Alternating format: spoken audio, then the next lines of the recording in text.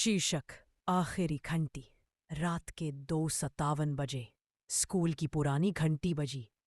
वो घंटी जो 20 साल से कभी नहीं बजी थी। मीनाक्षी की आंख अचानक खुल गई।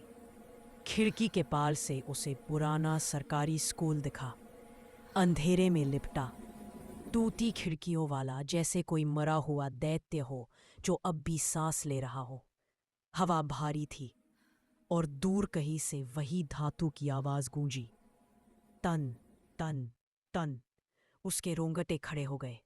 वो उसी स्कूल में पढ़ती थी, तब जब वो स्कूल जिंदा था।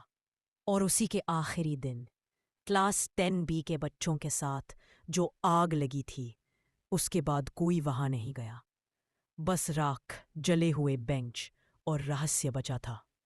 पर आज रात घंटी फिर बजी थी। वो अपने डर को झटक नहीं पाई, जैसे को अदृश्य हाथ उसे बुला रहा हो।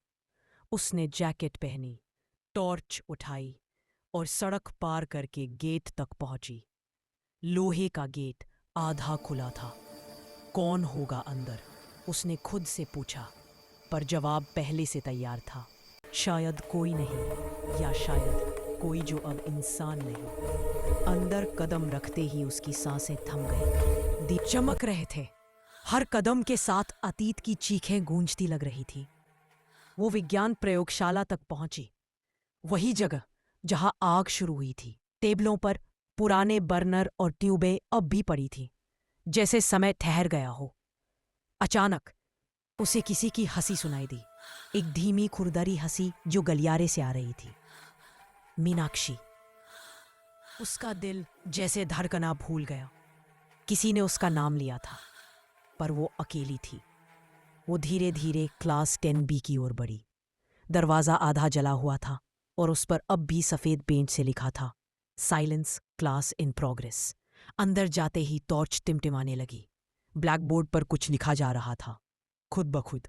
सफेद चौक उड़कर बोर्ड पर शब्द बना रही थी, NEENTKSHI, डिटेंशन। उसके हाथ से टॉर्च गिर गई। कुर्सियां अपने आप सरकने लगी, बेंचें कतारों में सिमटने लगी, जैसे बच्चे अब भी वहां बैठकर पाठ सुनने वाले हों। फिर उसने देखा, एक परछाई बोर्ड के पास खड़ी थी।